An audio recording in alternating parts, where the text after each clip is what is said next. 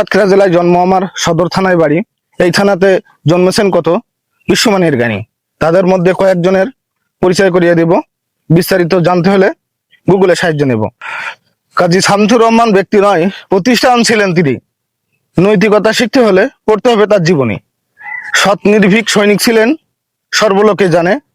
সুলতানপুরে জন্ম তার 1937 সালে। 2 নম্বরে আছে যিনি, ডক্টর এম আর খান। চিকিৎসা সেবা দিয়ে গেছেন উজাড় করে মনোপ্রাণ। সেবাই ছিল ধর্মকর্ম, বিশ্ববাসী জানে। রসুলপুরে জন্ম তার 1928 সালে। 3 নম্বরে আছেন যিনি, শ্রদ্ধা ভরে করছে তাকে স্মরণ। ন্যায়ের রাজ্যের সেনাপতি তিনি, নাম তার মাওলানা আব্দুল খালেক মন্ডল।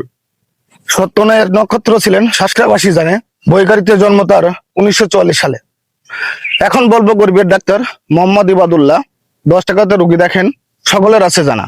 কাদাকাটিতে জন্ম তার 1953 সালে। আল্লাহর কাছে ফরিয়াদ রইল ডাক্তার সাহেবকে যেন দীর্ঘজীবী করে।